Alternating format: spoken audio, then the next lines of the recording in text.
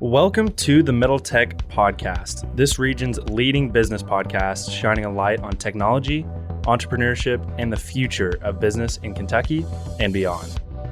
Our goal is to advance the ecosystem by bringing attention to the founders, changemakers, innovators, and those supporting them. Middle Tech's content can be found on your favorite podcast streaming app, social channels, and YouTube. We encourage you to follow and participate in the conversation. Let's discuss and build the future.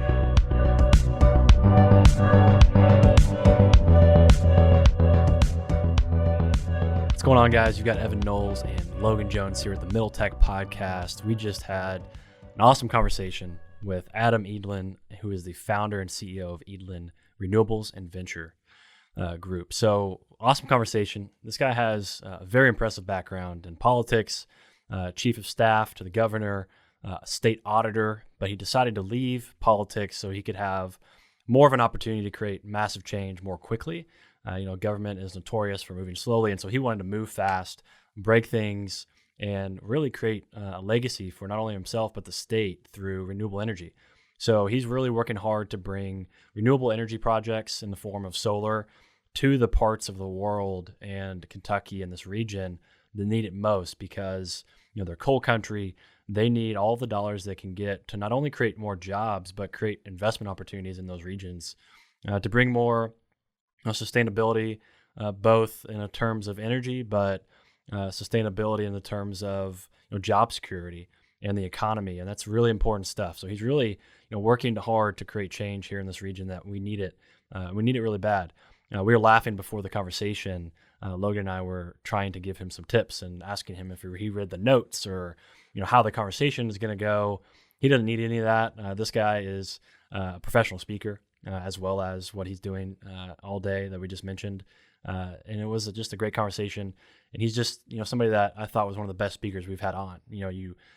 He's engaging. You want to listen to him because of how good he is. So awesome conversation. I'm glad we were able to bring him on. There's very few episodes that I look forward to editing, but this is going to be one of those that I look forward to editing because I'm looking at his audio that we just recorded and it's all like consistent and nice. And he just has a really nice voice to listen to. So I think you guys are going to not only enjoy what he has to say, but just enjoy listening to him talk as well. But one of my favorite parts of the conversation is, he's had this long career in government and he's done all of these incredible things within the state of Kentucky. And he ultimately ends up running for governor, ends up losing that race, but does not let that stop him from making an incredible impact on the state. Takes that failure and goes straight into starting Edelen Ventures and going after this renewable energies idea. And I think that's just one of those things that I look at that and I'm like, that's just somebody who has the network and the confidence in themselves and realizes the opportunities that are in front of them and just goes out and does it. Like that's just somebody who is an absolute doer. And that's something that I think is super significant. I hope that our listeners take away is you can go out and you can find these opportunities and you can pull the right people and processes together and just accomplish incredible things. That's what we've seen with App Harvest. That's what you're going to hear Adam talk about with what they're doing in the renewable space. And he also just had a great perspective on the state of renewables within Kentucky. And he gave some really candid feedback. I don't think Evan and I really knew this, but Kentucky might not be doing as well as we should be doing as far as renewables are concerned. So he not only did he give some good candid feedback, but he was very knowledgeable about laying out the steps that are necessary for the state to take for us to get to that sustainable future and kind of usher Kentucky into that new age of energy that I think we all want to see us go into. So like Evan said, awesome conversation. We're super excited for you guys to listen to this one and learn a little bit more about what's actually going on in the state of renewables within the state. And, it's not even limited to Kentucky. This guy is doing projects all over the country. Virginia. New Mexico, I think he mentioned as well. Yeah. But anyway, before we dive in here, as always, we want to give a shout out to our sponsors, one of which actually gave us the introduction to Adam. So not only are we thankful for their sponsorship, but we're thankful for the continued support of this podcast. Those guys are obviously Land Betterment Corporation. So huge shout out to those guys. Not only do they provide us some monetary support to do what we do, but they also provide awesome guests for us to interview on the podcast as well. So you can learn more about them on episode 97. But what they're doing, just real briefly, they're taking abandoned strip mines, putting sustainable businesses on those mines and creating jobs for the communities that have lost them. So if you'd like to learn more about Land Betterment, you can also go and visit landbetterment.com. Yep. Next, we've got Brandon Johnson, who has become a friend and somebody that I've worked with on the law side of things. He's the attorney to my startup. He does a great job. Several of my friends have started working with him. They all have great things to say about working with Brandon. He makes it fun. He's very knowledgeable, makes it something that is comprehensible. One of the scary things about law is, and this is why you work with a lawyer, is like you're looking for that peace of mind. Because when you look at the documents that you're supposed to put together, sure, there's templates out there and there's ways to do it yourself, but really you're looking for peace of mind and a partner to help you along and hold your hand and all of that, so you feel more secure in what you're doing and building your company because you're taking it so seriously. And if you mess up like one small thing on the law side, it could hurt way down the road. And so Brandon just does a really great job holding your hand and taking you through that, being approachable. And I really encourage reaching out to him to do a consult, just to sit down with him, say, hey, I'm building this or I'm working on this. I got a trademark I want to work on. I want to, do some kind of restricted stock agreement. I want to set up my corporation. You set up some documents. Just reach out. Go to middletech.com, middletechpod.com/Johnson Law, and you'll go to his website and encourage you to reach out. All right, let's go ahead and dive into this episode. We hope you guys enjoy.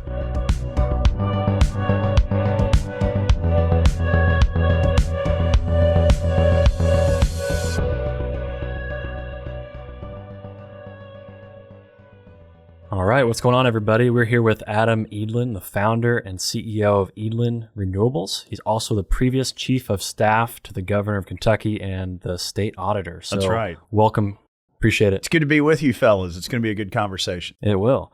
Before we get into, Edelen Ventures, Edelen Renewables, let's get into your background. So let's understand, where you come from, your professional background up until this point. So start wherever you want. Yeah, I think everybody, I think the man is the son of the child, right? So I grew up in Meade County, Kentucky. My dad is a tobacco farmer. My family's farmed for a century and a half in this state. My mother had me at 16. I wasn't born with a lot of advantages, but they worked to give me every opportunity of education and everything else. And I hated working in the tobacco patch, fellas, so it taught me not to be afraid of hard work, but it taught me I wanted to do something else. So have always been interested in current events, and that led to a love of government and public service. And I was fortunate to have a great career that, resulted with being, a 20-year-old aide to Governor Paul Patton and a 33-year-old chief of staff to Governor Steve Beshear, and a candidate for governor on my own at 44. So it's been a heck of a ride. And as much as I love my career in politics, it's always been about being able to affect a big, significant outcome. And now I'm I've got a solar development company based here in Lexington with a portfolio of about 15 projects in 7 states, reflecting a capital investment of about $2 billion. So lots going on. And we're trying to affect big, important change in a time that I think rewards that. And so, the central thread through my career in public service or my career as an entrepreneur is that I want to leave legacy. I want to do big, important things that help transform communities and prepare people I care a lot about for the future. And so I've been able to find an outlet to do that professionally, and I'm really grateful. Love it. So what do you think about your past work, in the government prepared you for what you do now? What are some takeaways? So big is that I'm horribly impatient, and that's not a great natural match for government or politics in Kentucky, where we sort of have this tolerance and I love this state. I love almost every square inch of it. Outside of at Nicholasville Road, which I'm stuck in traffic on today. Maybe not my favorite place in Kentucky.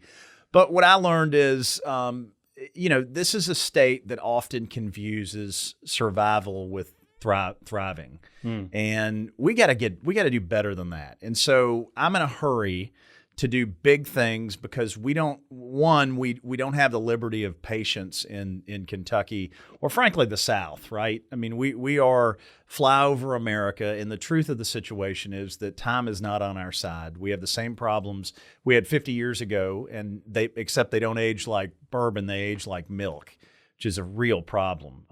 So I've learned that this is a state that can't be patient. Yet we have a political culture that rewards patience. And I think, what's happening in the private sector, whether you're, this crazy wild-eyed guy, Jonathan Webb, who has this insane idea to turn Kentucky into the next global capital in Appalachia, into a global capital for in-house, agriculture. That's a crazy thing, but it's worked, and it's creating wealth, and it's going to help drive the future of the state. We've got to embrace the things that reflect modernity, right? I mean, you can't be bigoted. You can't have institutions that are bigoted. You have to develop a welcoming relationship to people who don't look like you or think like you or believe like you. You've got to invest in people, both physical and intellectual infrastructure, and we got to embrace renewable energy. This is a market force, and people who want to talk about, this economy is being subsidized by the government, guys, that's just BS. I mean, the explosion in renewable energy that you're seeing in America today is a market force, and it's happening in spite of government, not because of it. I mean, we've got $500 million worth of projects that we're moving along, primarily in coal country in Kentucky. In the solar space, believe me, the state government had nothing to do with any of this that's happening. Now, it's our hope that they're getting with the program. But leaders make the difference, fellas. And whether you're in business, whether you're an entrepreneur, whether you're in public life, this is really where our great hope is. And so I'm an evangelist for modernity. I'm an evangelist that we have got to, the future isn't something to be feared, it's something to be fashioned. And we're just not there yet. But there are a few really great bright lights. There are many great bright lights sort of painting a picture, and I hope I'm one of them. Yeah, you mentioned you want to leave a legacy. Mm-hmm. And I think the two best ways to leave a legacy are, one, to get involved in leadership, in government, and politics, and two, to be an entrepreneur and to start businesses. So lead us into from transitioning out of government and into being an entrepreneur. Tell us about Edelen Ventures and when you first had that idea. Yeah, so I think good things happen to people who fail. And I certainly did. I lost an election, was flat on my back and trying to figure out what I wanted to do next. And I was very fortunate to have a number of people who made me job offers. But fellas, I'm a farmer's kid. Being your own boss is in my DNA. And so I was able to cobble together a handful of offers and do a management consultancy where we really focused on helping expansion stage companies do just that, primarily here in Kentucky and in the South. And that grew over a couple of years. And then we were approached by a very good friend of mine who I'd gone to college with, who was working for one of the largest coal land companies in all of Appalachia. And he said, Adam, I've got the job of diversification.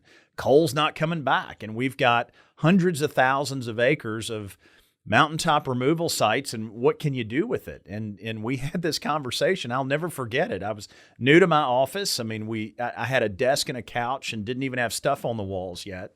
And we had a conversation, and we talked about all the things we can do. And we ran through the easy stuff like ATV trails or campgrounds or, shooting, facilities. And I said, well, what about a renewable energy project? And I'll never forget, Ryan looked at me, Ryan Johns with the Ross Harris Group looked right at me, and he said, what in the hell is that?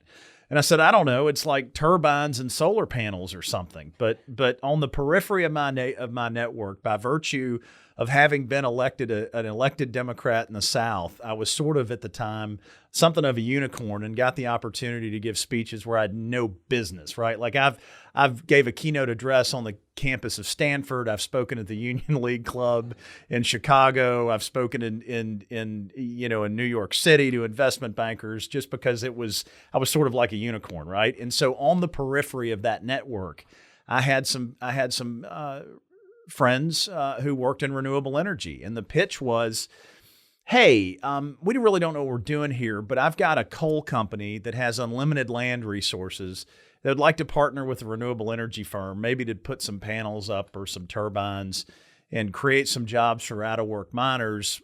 What do you think?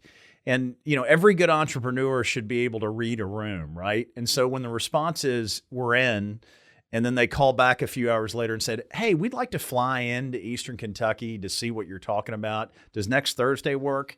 We realized we had lightning in a bottle in terms of a concept. So we took a step back, actually learned what we're what we're talking about, and have gone through the ups and downs with that process and have lost deals and saved deals.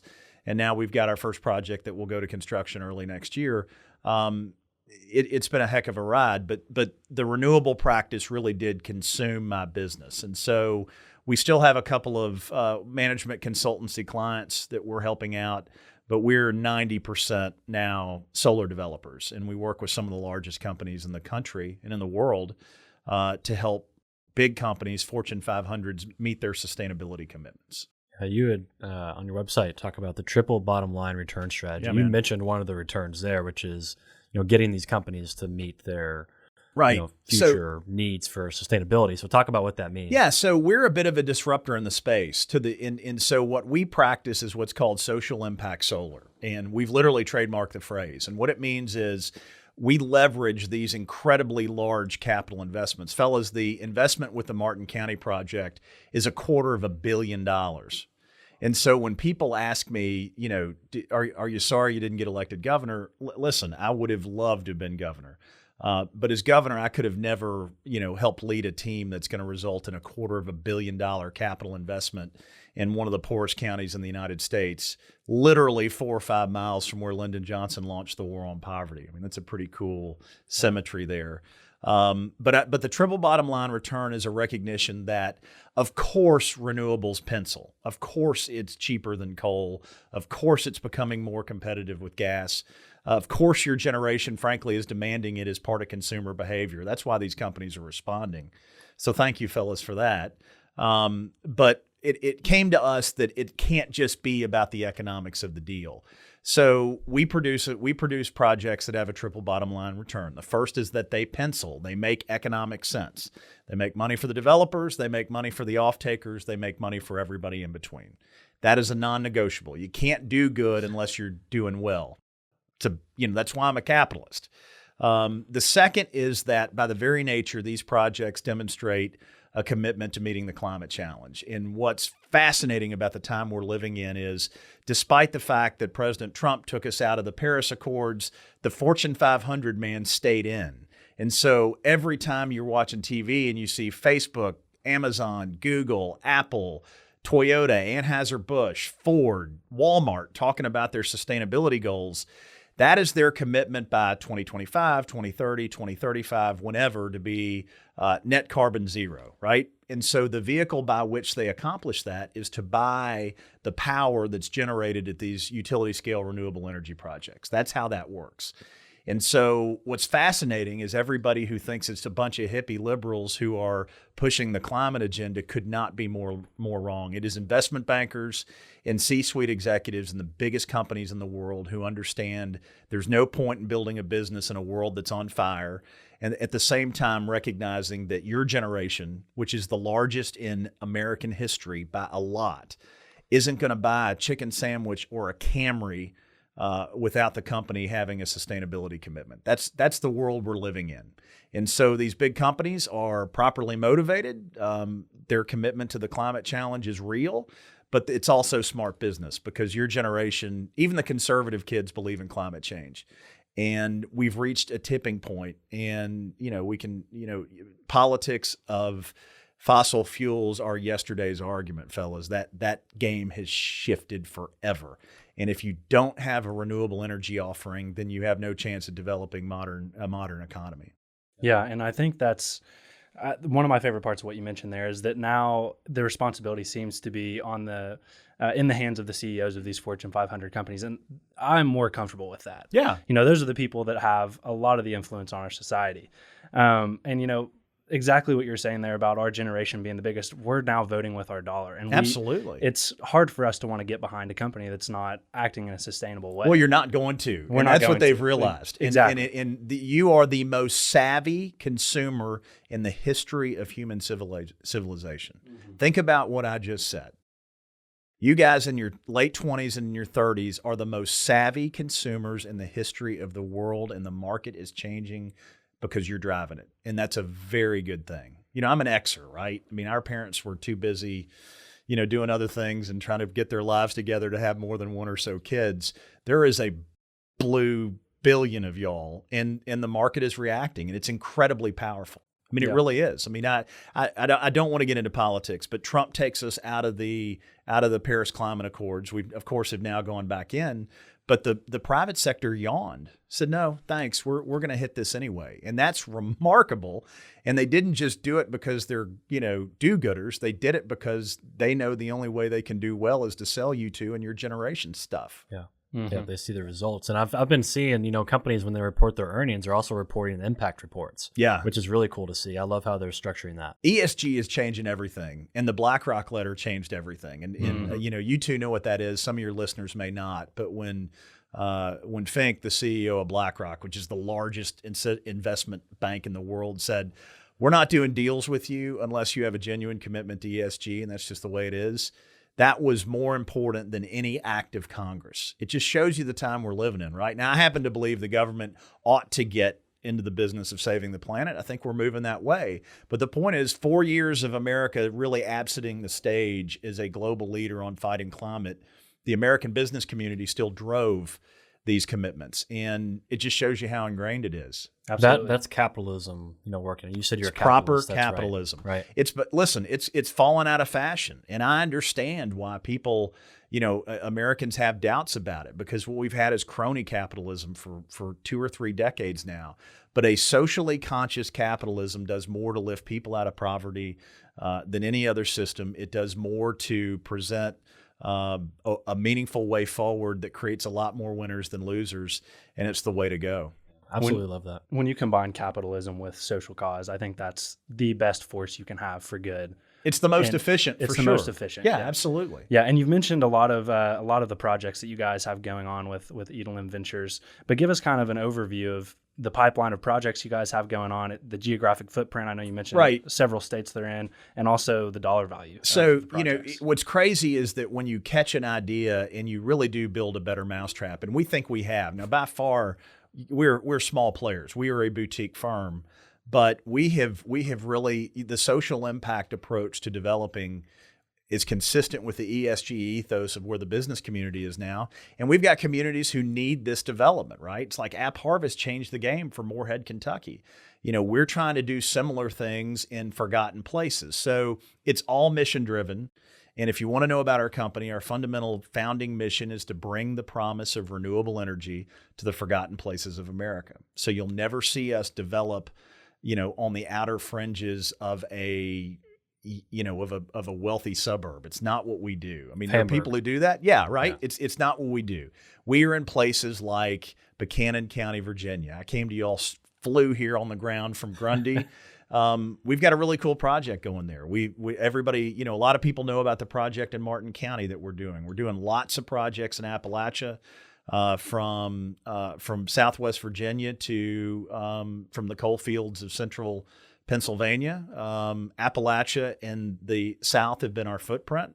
But I was in New Mexico a week or so ago looking at an opportunity there. So for us, the geographic footprint isn't as important as our commitment to mission and our ability to secure resources to help us meet that, right? So, one thing that may be interesting to entrepreneur junkies like y'all is that, we've made the conscious decision not to bring on outside capital. So we've bootstrapped our own operation in order to protect equity and to limit debt. And so, that's a decision we've made. And we've got 5 or 6 folks working in and with our company now. And so we're able to service our population. But listen, the weeks, I'm doing 80-hour weeks. I've got folks on my team who are doing more than that. And it's an extraordinary time, but man, it's a great time to be alive. I mean, there's some really cool forces of history that have come together to conspire to create this moment. I mean, you've got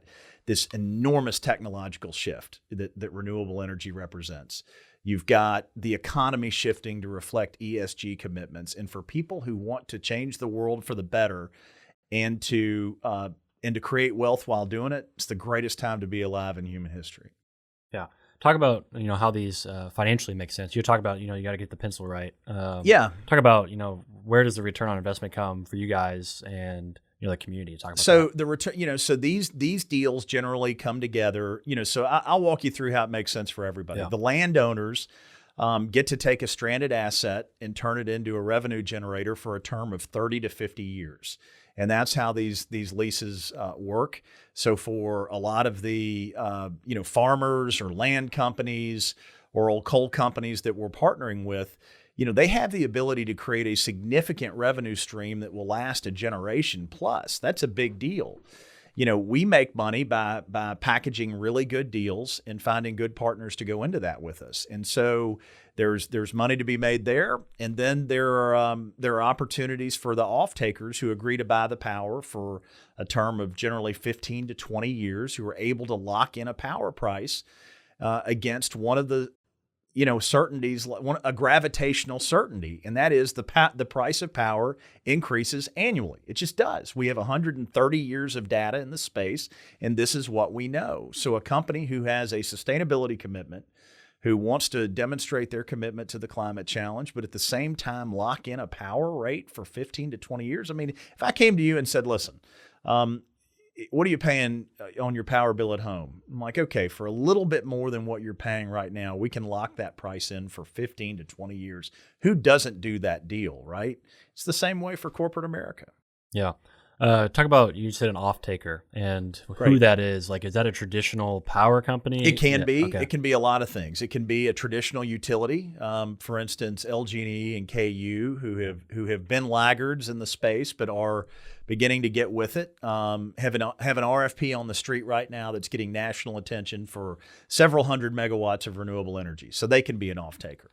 I generally work more in the space where a Fortune 500 company is our corporate off-taker. So, when you see any of the companies that I mentioned, who, in order to demonstrate their commitment to meeting the climate challenge and their own sustainability goals, they buy projects like the ones that I'm partnering and developing in. I think I saw Toyota was one of those. Sure. Well, Toyota is certainly one of the leaders in driving renewable energy. I mean, this we talked about the BlackRock letter and how that changed ESG.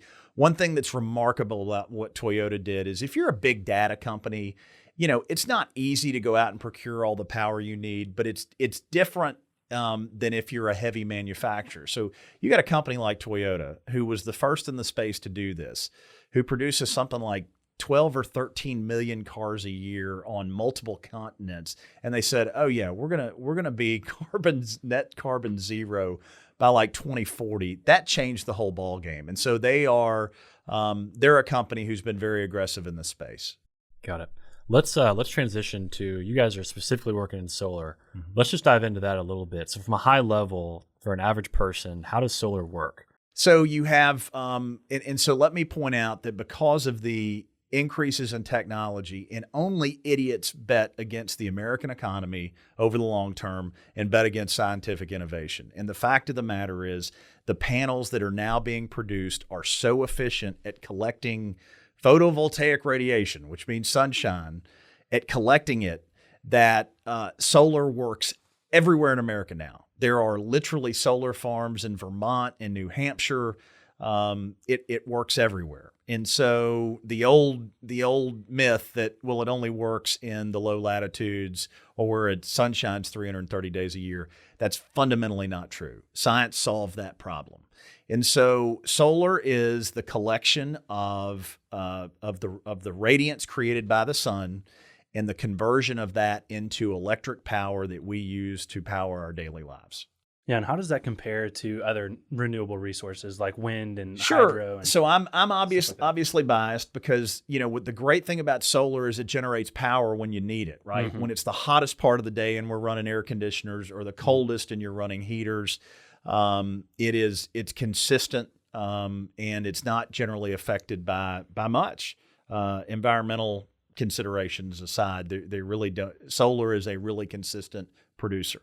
But wind is a big deal, and wind has gotten a bad rap for the lies that were told about what happened in Texas. But wind is an incredibly efficient, cheap power. Matter of fact, the cheapest power source in America right now is probably West Texas wind, because it's so abundant. The issue with wind is that people don't like to look at the turbines, and you've got NIMBY issues, which I can understand. Wind tends to produce power at night. So wind and solar can be nice levelers of each other. The issue with both, and hydroelectric is great, but the problem is it's really, really expensive, right? If one of these huge underwater turbines breaks down, you're talking months, if not years, to get that thing fixed, as opposed to a wind turbine or a solar panel, which can be fixed in real time, particularly panels. They do compare favorably, and the issue with them is that you can't yet meaningfully store the power. I mean, there are some small storage additions to this, but we're not there yet. So this is an intermittent power source. So, as we develop the grid out, we want to maintain other forms of power as a backup or as a leveler. But as I mentioned earlier, only fools bet against scientific innovation. Guys, in our lifetime, we'll see the batteries that permit the storage of renewable energy. And fellas, when that comes, it will democratize power to the point that every consumer could be their own utility.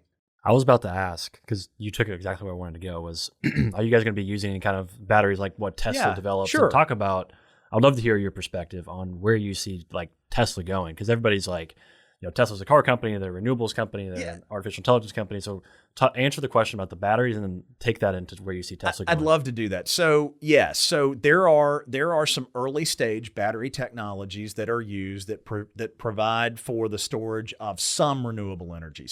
Certainly not yet are we at the place where we can store everything that's produced, right? So you'll see projects that say they're 100 megawatts and 50 megawatt storage. That's what that's a reference to.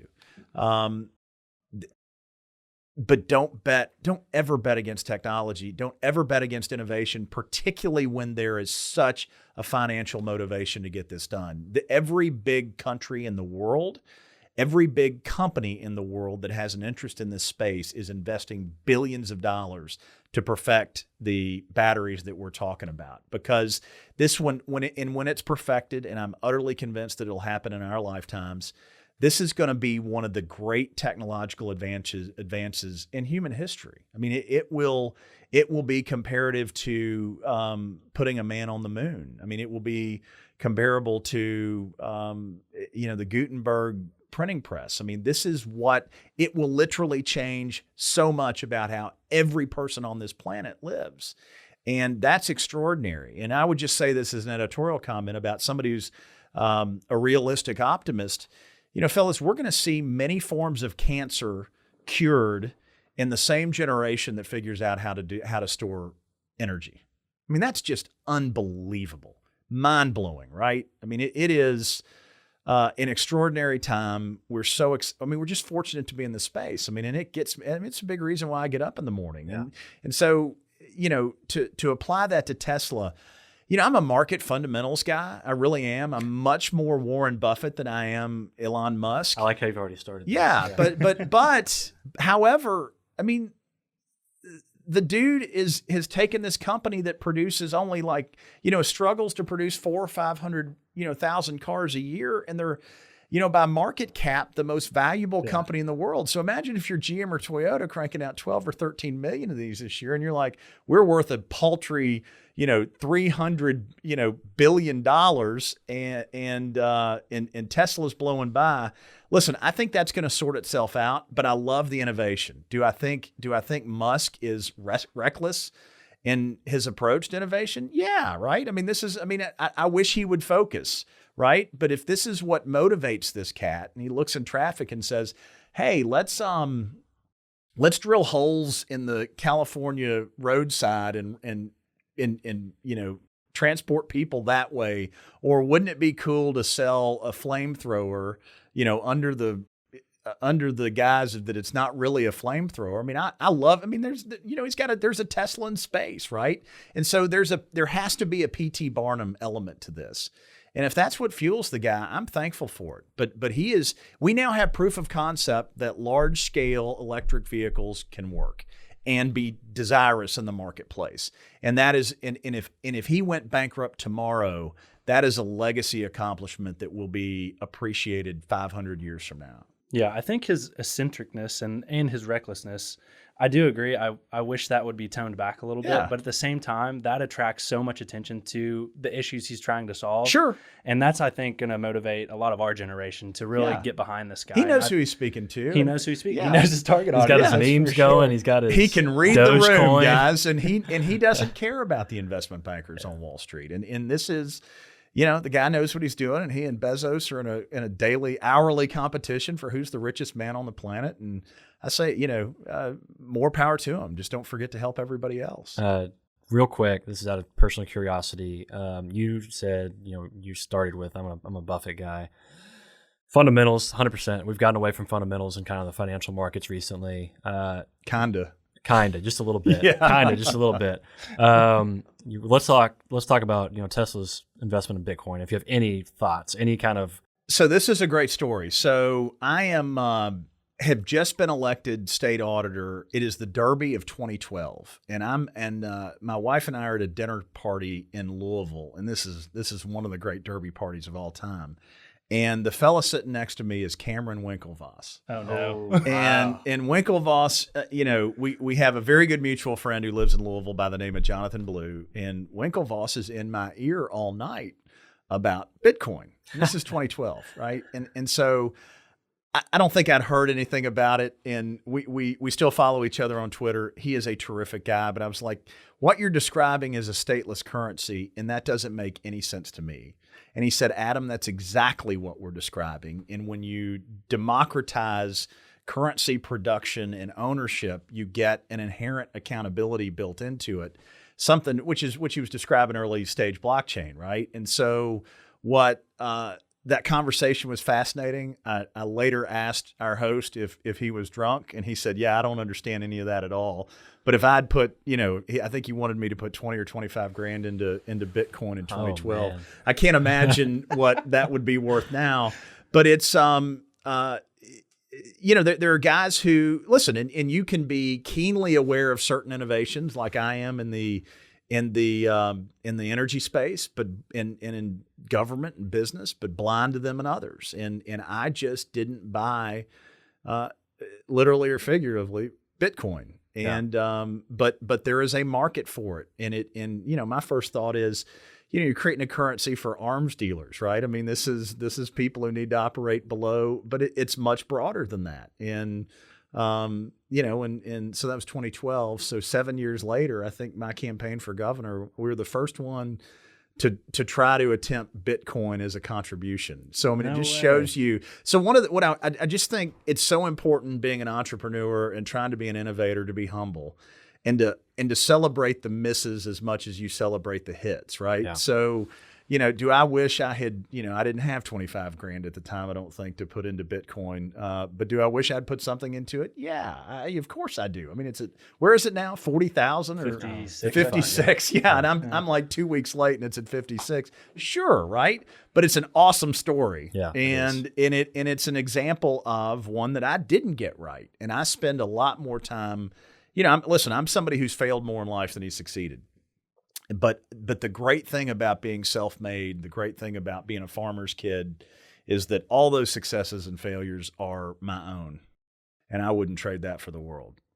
That's a big part of what we try to do on this podcast, is not only highlight what people are doing well and the companies that are really killing it, but also what kind of mistakes did you make along the way? Yeah, man. And who's self-made and who's not, right? Like this is a big, not everybody can be a CEO or a governor's kid, right? This is about democratizing opportunity. And I love coming on shows like this because you don't have to be on third base, be born on third base in this country to do something big and important. I mean, it's the essence of Americanism, if you ask me, meritocracy. Mm-hmm. And that is more alive, I think, in the ESG ethos of capitalism than anywhere else. Yeah, absolutely. And let's take this conversation and bring it to Kentucky a little bit here. What is Kentucky doing well in terms of renewables and in terms of the investment going into renewable energy right Very now? little. I mean, the honest answer is currently next to nothing. I mean, it is, the upside for developers who are working in Kentucky is that nobody here ever contemplated a renewable energy future.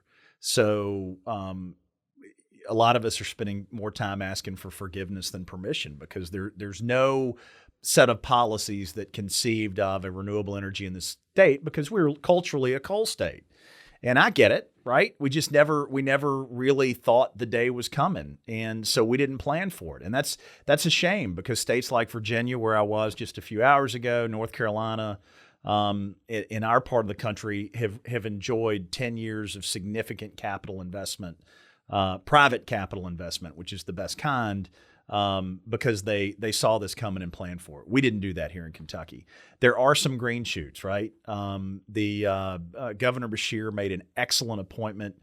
His first appointment to the Public Service Commission is a young guy named Kent Chandler. Kent is, his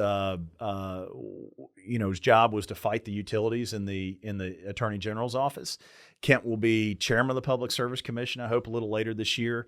He has a great both vision level and granular level grasp of what a renewable energy economy in Kentucky looks like. So that's very positive.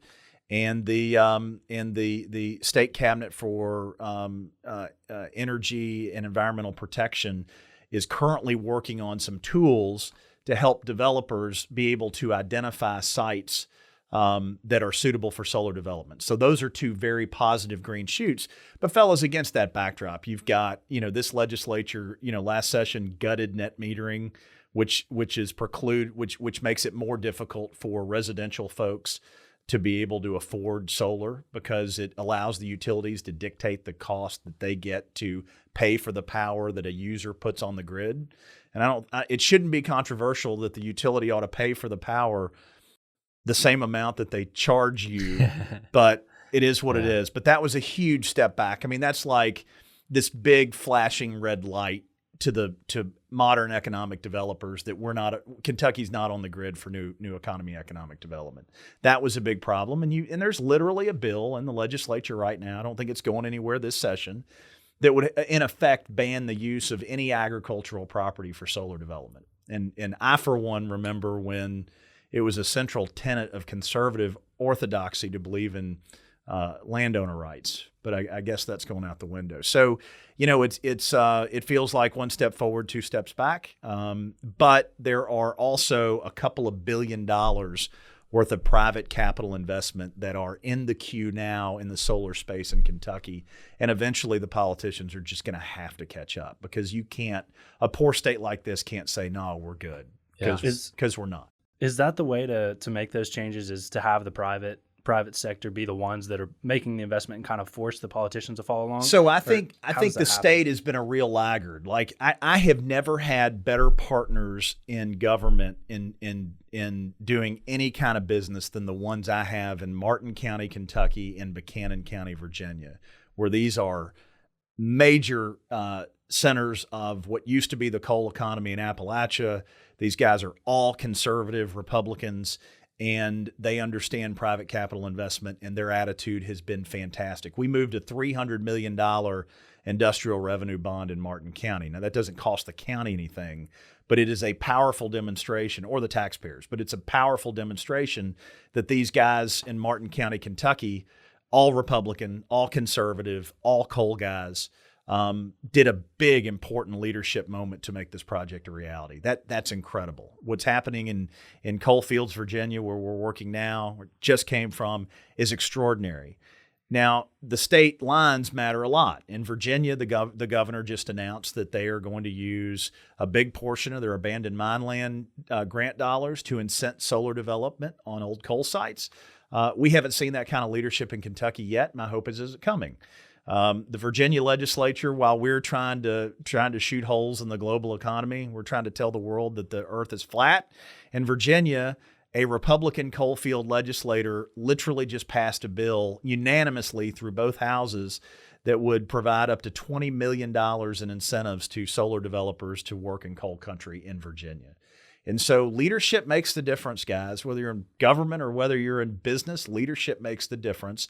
And Kentucky is not yet where it needs to be. My hope is that we'll get there. The governor made a terrific first appointment to the Public Service Commission. That matters a lot.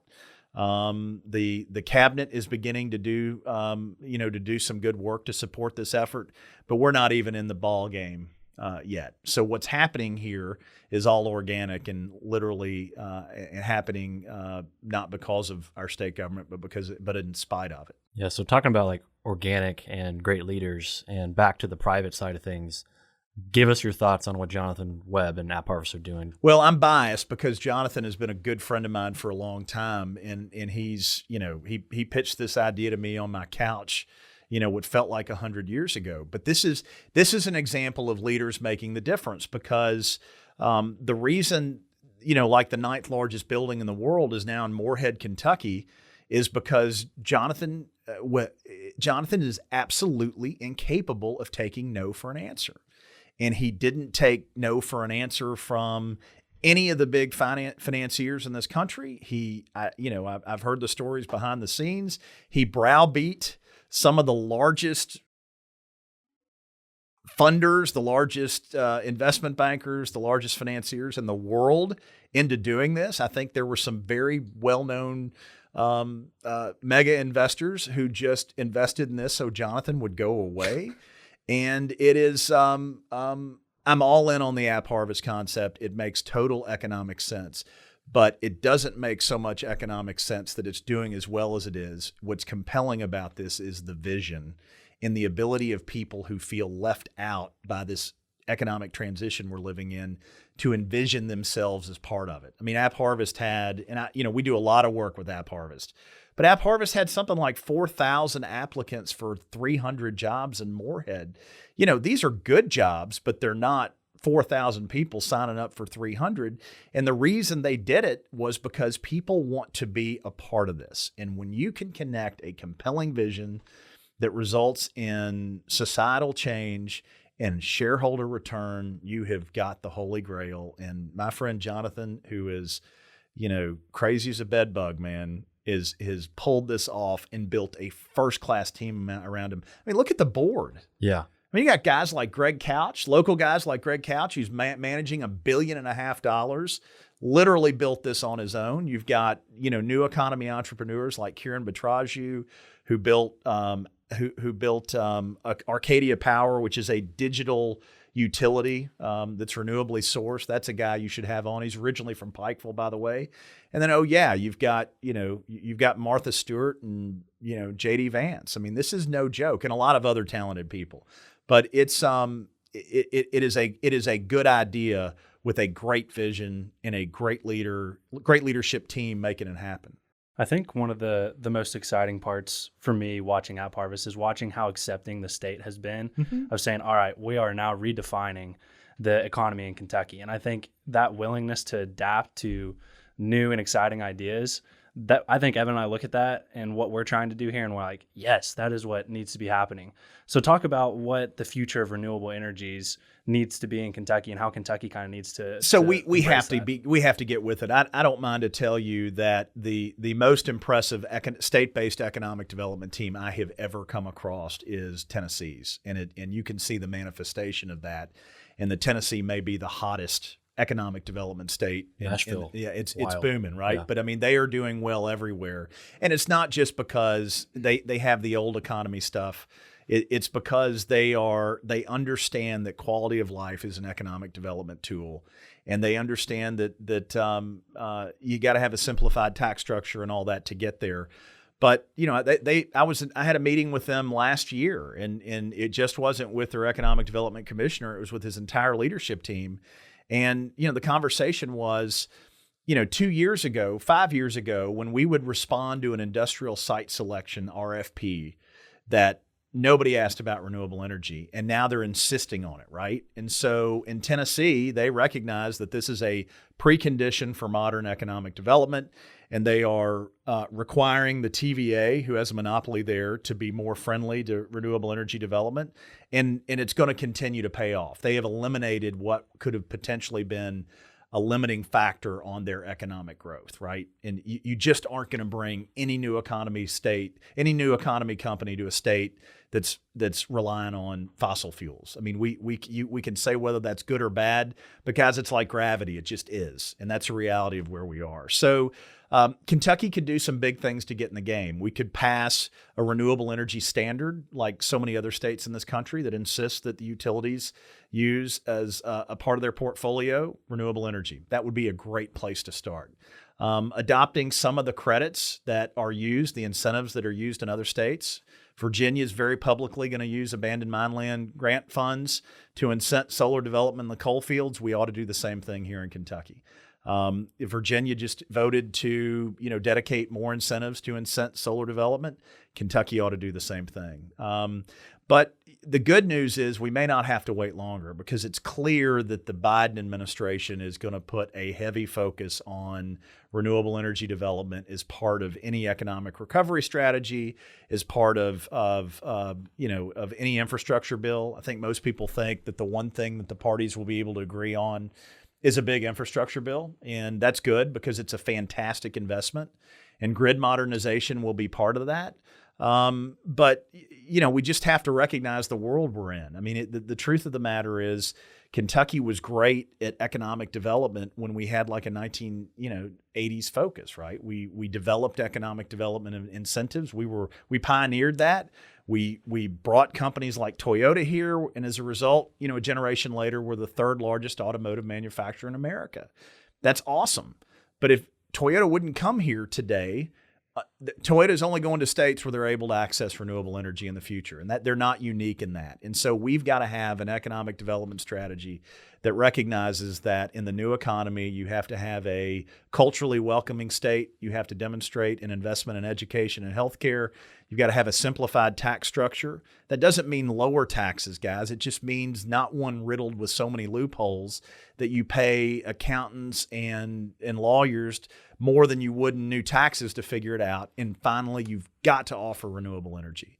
And we're not doing enough of those today and haven't been for a long time. Well, perfect. I love the kind of concrete steps that you just laid out. And I hope that, somebody can listen to this and talk to the right people and start making these things happen, because I think the future is very bright for Kentucky, but we've got to stay focused on Logan, I agree with you, but let me correct you in one thing. We are the right people. And what's so fascinating about what's happening with new economy, economic development in Kentucky, and innovation just writ large across the world, it's hyper democratic in that it's being run by a couple of guys in an office space somewhere who just decided to change the world, right? That's where this is coming from. And so, this is about empowerment. And eventually, if we lead, laggard politicians will catch up. And other people who don't. I mean, listen, man, had I suggested repurposing a coal mine into a solar array 10 years ago, I'd have been shot, right? And now I have a litany of coal companies that we're partnered with who want to do precisely that. And, we can either sit and argue about political differences, or we can just get this done, do a big, important thing for communities, help save the planet, and everybody makes money. Yeah, that's where I want to be. Love it. Absolutely. Well, what can we, and by we, I mean Evan and I and the people listening to this podcast, do to support you? Yeah, well, listen, just follow along, right? We need to do regular updates. I hope you'll have me back. Yeah, for sure. I'd like to host, I'd like to have you guys up on one of these sites. We'll do a field trip sometime. But follow me at I think my Twitter handle is Adam H. Edelen. I'm on LinkedIn. I'm a big LinkedIn guy. But follow us and we'll keep you updated. But if you believe in a modern world, right, whether you live in Kentucky or Bangladesh, if you believe in modernity and you believe that the future doesn't have to suck, then tell people you don't think it has to suck. What we can do is raise the culture of expectations where we live. That's ultimately how we're going to save the planet and all the people who live on it, is to raise the level of expectation that there is a huge difference between surviving and thriving. Love it. Well, thank you so much for coming on, and we're excited to watch you keep on changing the world. Yeah, man. Excited to be with you all.